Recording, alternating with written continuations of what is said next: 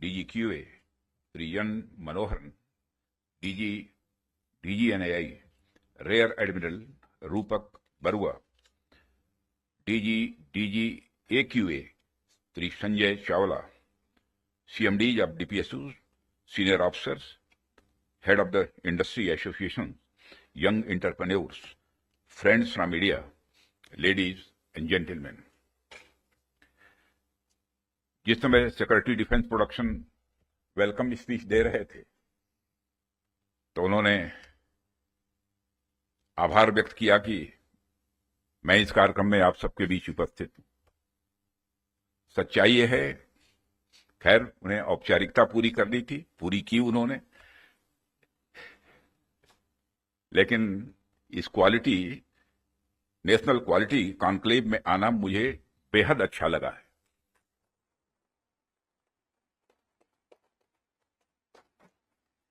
वैसे ordinary conclave में तो हम लोग जाते रहते हैं, तो क्वालिटी कॉन्क्लेव में आने में क्या आपत्ति हो सकती है।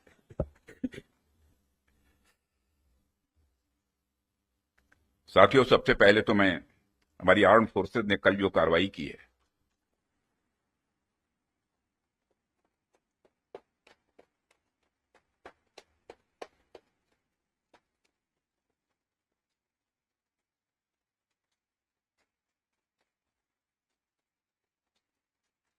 और जय हिंद, जो शौर्य और पराक्रम दिखाया है उसके लिए मैं हृदय से बधाई देता हूं। पाकिस्तान और पीओके में जिस तरह से हमारी आर्म फोर्सेज ने टेरर कैंप्स को नेस्त नाबूद किया है, वो हम सबके लिए एक गौरव का विषय है।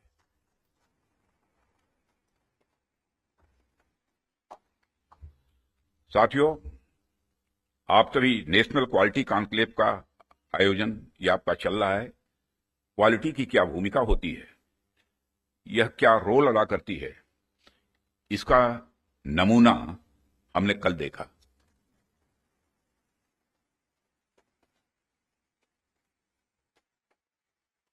जिस प्रेसिजन के साथ यानी जिस सटीकता के साथ ऑपरेशन सिंदूर एग्जीक्यूट किया गया, वह अनइमेजिनेबल है, बहुत ही सराहनीय।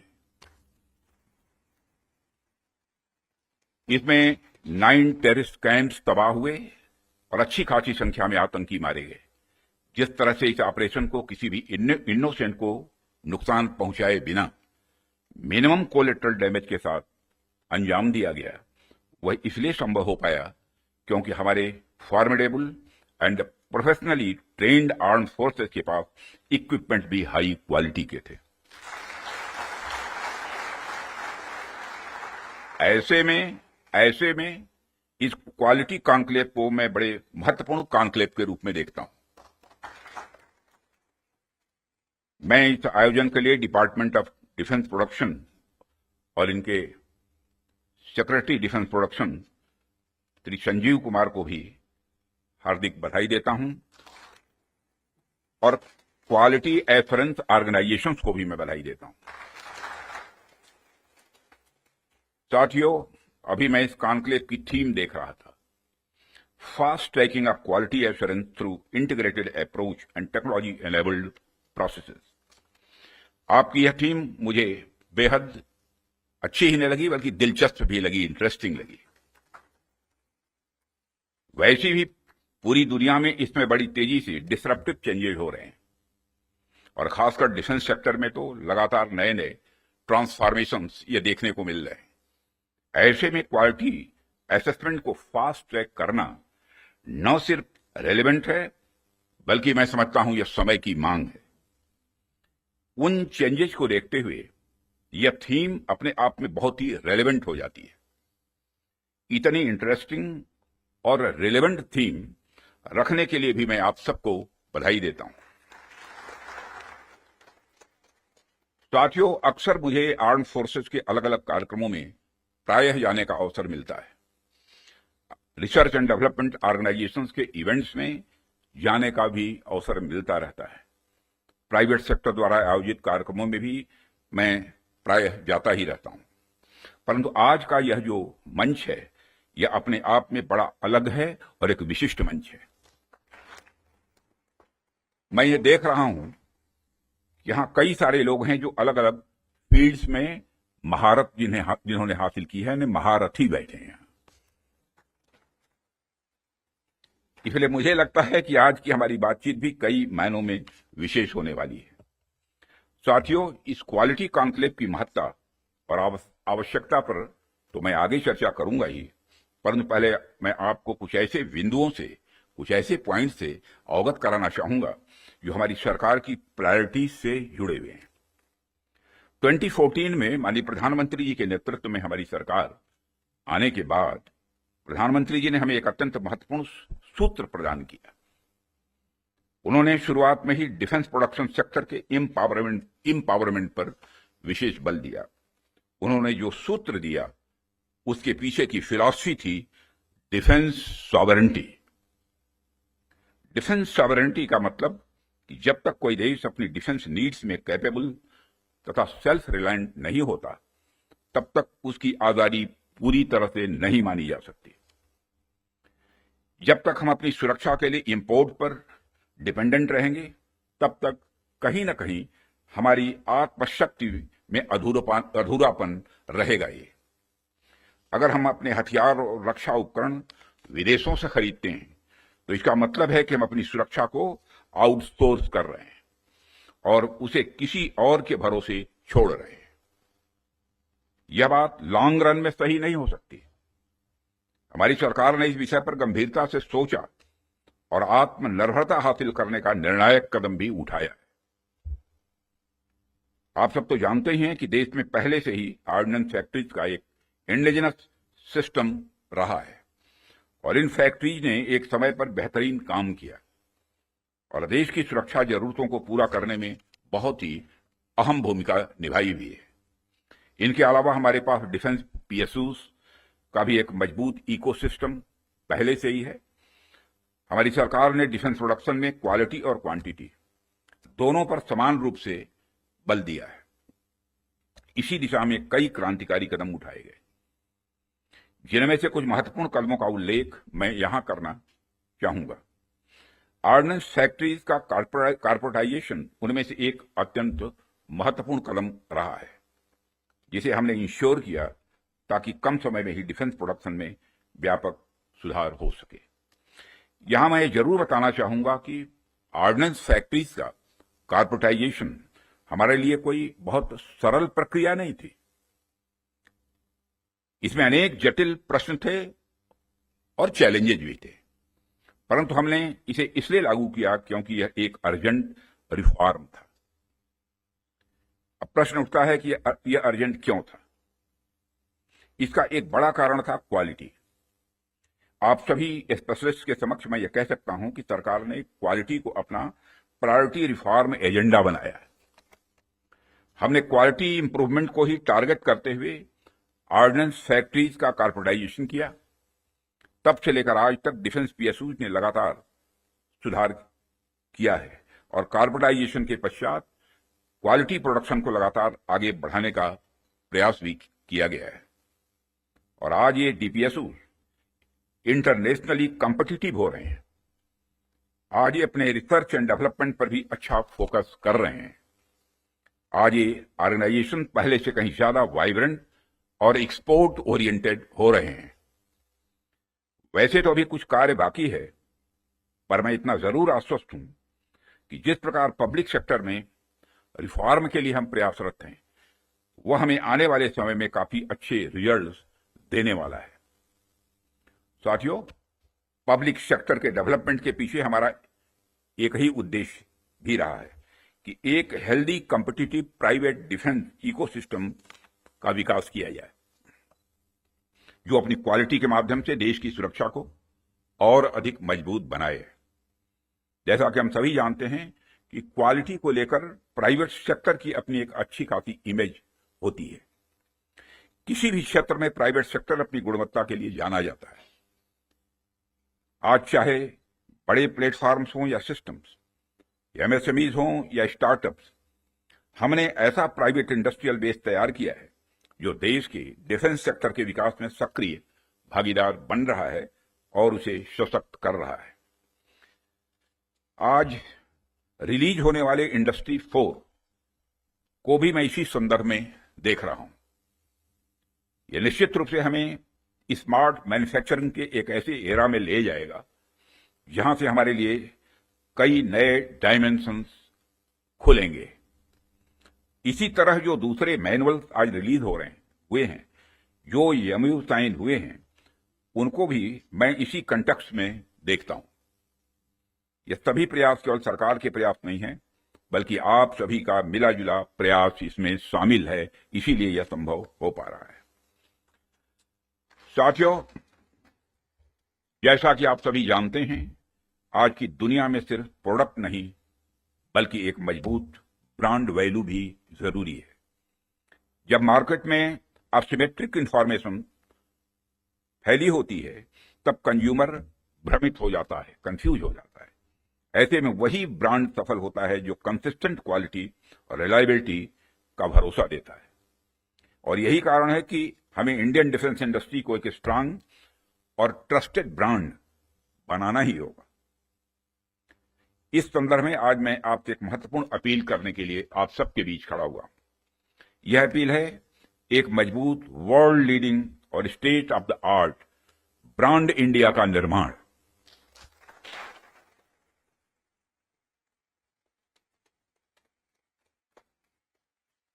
ताकि दुनिया की डिफेंस मार्केट में प्रोडक्ट्स को लेकर जब कंट्रीज के मन में डाउट हो तो वह ब्रांड इंडिया को चूज करे। Whenever in doubt, go for India।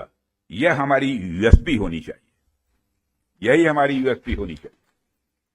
Brand India का मतलब है कि अगर किसी इंडियन कंपनी ने कुछ प्रॉमिस किया है, वो होगा ही होगा, होकर ही रहेगा। किसी प्रोडक्ट की फला रेंज तक मारक क्षमता है तो होगा ही होगा, यह भरोसा होना चाहिए। उससे नीचे का तो कोई सवाल ही खड़ा ही नहीं होता। किसी प्रोडक्ट की फला टेम्परेचर तक में काम करने की कैपेसिटी है तो होगी ही होगी, उससे नीचे का तो कोई प्रश्न ही नहीं खड़ा होता।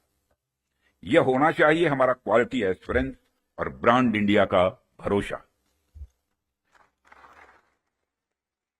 और जब हम ऐसा कर पाने में सफल होंगे, तभी इंटरनेशनल बायर्स हमें एक ट्रस्टेड सप्लायर के रूप में देखेंगे और कहेंगे, don't go for doubt, go for India.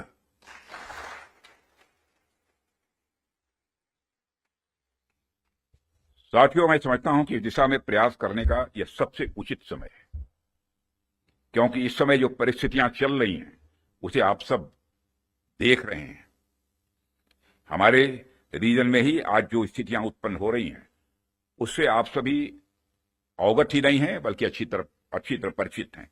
हमने हमेशा एक रिस्पॉन्सिबल नेशन होने का रोल बड़े संयम से निभाया है, सदैव निभाया है।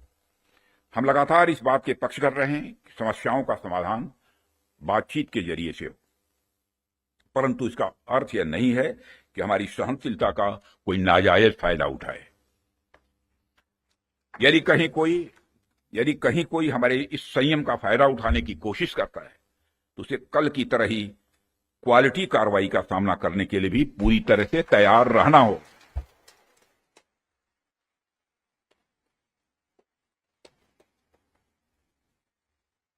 कल की तरह ही क्वालिटी कार्रवाई का सामना करने के लिए उसे तैयार रहना होगा। भारत की संप्रभुता की सुरक्षा में कोई भी हद हमारे लिए बाधा नहीं बनेगी, इसका मैं देशवासियों को भरोसा देता हूं। मित्रों, ऐसे रेस्पॉन्सिबल रेस्पॉन्सेस के लिए हम आगे भी पूरी तरह से तैयार हैं। और यदि हमारी यह तैयारी बनी हुई है तो इसमें आपका एक बहुत बड़ा रोल है, बहुत ही महत्वपूर्ण रोल है। इसके लिए मैं आप सबको बधाई देना चाहता हूं, आप सबकी मैं सराहना करता हूं। भारत का यह expanding defence industrial universe, Bharat का यह expanding defence industrial universe Bharat को एक अभूतपूर्व संबल प्रदान कर रहा है। और इसी प्रकार अगर आज के ग्लोबल सिनेरियो पर नजर डालें तो ग्लोबल ऑर्डर में हमें बड़े बड़े चेंजेस देखने को मिल रहे हैं। हमारे सामने कई अनसर्टेन डायमेंशंस ओपन हो रहे हैं। यूरोप से लेकर एशिया तक हर जगह कॉन्फ्लिक्ट्स बढ़ते जा रहे हैं। Ukraine Russia conflict, Israel Palestine tension और मिडिल ईस्ट अनरेस्ट ने यह साबित कर दिया है कि ग्लोबल स्टेबिलिटी आज अपने आप में बहुत ही फ्रेजाइल है। अभी पिछले कुछ समय से हमें यूरोपियन यूनियन और नाटो के सिक्योरिटी सिनेरियो में भी काफी हद तक बदलाव देखने को मिल रहा है। जो यूरोपियन यूनियन एक समय पर बड़े स्तर पर नाटो पर डिपेंडेंट था, वही यूरोपियन यूनियन आज बड़े स्तर पर रीअर्मामेंट की ओर तेजी से बढ़ रहा है। जाहिर सी बात है कि जब विकसित देश रीअर्मामेंट की तरफ बढ़ेंगे तो आर्म्स एंड इक्विपमेंट की डिमांड भी स्वाभाविक रूप से बढ़ेगी क्या, बल्कि मैं यह कह सकता हूं कि यह डिमांड लगातार नई ऊंचाइयां छू रही है। हाल ही में मैं Stockholm International Peace Research Institute की एक रिपोर्ट पढ़ रहा था और अभी कुछ दिन पहले उन्होंने एक रिपोर्ट जारी की है और उसी रिपोर्ट में यह बताया गया है कि वर्ल्ड मिलिट्री एक्सपेंडिचर 2024 में 2718 बिलियन डॉलर तक पहुंच गया है, जो अपने आप में मैं समझता हूं कि बहुत बड़ी बात है। यदि मैं और मेरे कहने का अर्थ यह है कि चाहे डोमेस्टिक डिफेंस रिक्वायरमेंट हो या इंटरनेशनल, आज आर्म्स एंड इक्विपमेंट तथा डिफेंस प्रोडक्ट्स की रिक्वायरमेंट पहले से कहीं ज्यादा है और आपके द्वारा किए जा रहे प्रयासों से इस देश का जो डिफेंस मैन्युफैक्चरिंग सेक्टर है वह ब्रांड इंडिया फिलॉसफी के साथ विश्व में अपना सिक्का जमा सकता है। साथियों, ऐसा नहीं है कि यह बात मैं सिर्फ कहने के लिए कह रहा हूं, हमने पास्ट में ऐसा करके दिखाया है। यदि मैं आंकड़ों की बात करूं तो अभी 2024-25 के फाइनेंशियल ईयर में हमारा डिफेंस एक्सपोर्ट अप्रॉक्सीमेटली 24,000 करोड़ के रिकॉर्ड आंकड़े को पार कर गया है और यह हम सबके लिए प्रसन्नता की बात है कि हमने इस लक्ष्य को प्राप्त किया है। लेकिन हमें यहां पर रुकना नहीं है, हमारा लक्ष्य इससे कहीं अधिक बड़ा है और हमने निर्धारित किया है कि 2029 तक डिफेंस एक्सपोर्ट को कि इस आंकड़े को बढ़ाकर हमको 50,000 करोड़ तक ले जाना है और 2047 तक जब हम पूर्ण विकसित एक डेवलप्ड नेशन के रूप में खड़े होंगे, राष्ट्र बनेंगे, उस समय तब तक तो हमें दुनिया का सबसे बड़ा डिफेंस एक्सपोर्टर बनना है। लक्ष्य बड़ा होना चाहिए, तभी हम कुछ कर सकते हैं। इतने बड़े लक्ष्य की प्राप्ति के लिए बेहद जरूरी है कि हम अपने डिफेंस इक्विपमेंट की क्वालिटी को लेकर पूरी दुनिया में एक ट्रस्ट डेवलप करें, लोगों का दिल जीतें, लोगों का भरोसा जीतें। डिफेंस इक्विपमेंट का एक्सपोर्ट करने से पहले हमें इस ट्रस्ट को एक्सपोर्ट करना पड़ेगा। डिफेंस इक्विपमेंट का एक्सपोर्ट करने से पहले हमें उस ट्रस्ट को एक्सपोर्ट करना पड़ेगा, तभी यह होगा। साथियों, उसके लिए हमें क्वालिटी को लेकर किसी पर्टिकुलर डिपार्टमेंट की रिस्पॉन्सिबिलिटी या प्रोडक्शन प्रोसेस के स्टेज तक ही सीमित करके नहीं देखना होगा, बल्कि क्वालिटी हमारी गाइडिंग फिलॉसफी होनी चाहिए, हमारा यह कल्चर होना चाहिए जो डिफेंस मैन्युफैक्चरिंग में शामिल हर डिसीजन, हर डिजाइन और हर प्रोसेस और हर इंडिविजुअल तक अपना इन्फ्लुएंस रखे। हमारा पूरा डिफेंस इकोसिस्टम तभी मजबूत हो सकता है जब हम क्वालिटी बेंचमार्क्स को गंभीरता से लेंगे। मुझे देखकर भी खुशी होती है कि आप लोगों ने क्वालिटी के महत्व को पहचाना है, समझा है और जिस डेडिकेशन के साथ और जिस विचार के साथ आप क्वालिटी इंप्रूवमेंट पर ध्यान दे रहे हैं, वह निश्चित रूप से आने वाले समय में भारत के डिफेंस मैन्युफैक्चरिंग को एक नई ऊंचाइयों तक ले जाएगा, ऐसा मेरा पक्का विश्वास है। साथियों, वैसे तो आप सभी क्वालिटी इंप्रूवमेंट की दिशा में बहुत अच्छा काम कर रहे हैं, लेकिन जाते जाते मैं अपनी तरफ से कुछ सुझाव भी आप लोगों को देना चाहूंगा। आप सब तो जानते ही हैं आज के जमाने में आर्टिफिशियल इंटेलिजेंस और डिजिटल टेक्नोलॉजी की भूमिका कितनी बढ़ गई है, कितनी महत्वपूर्ण हो गई है।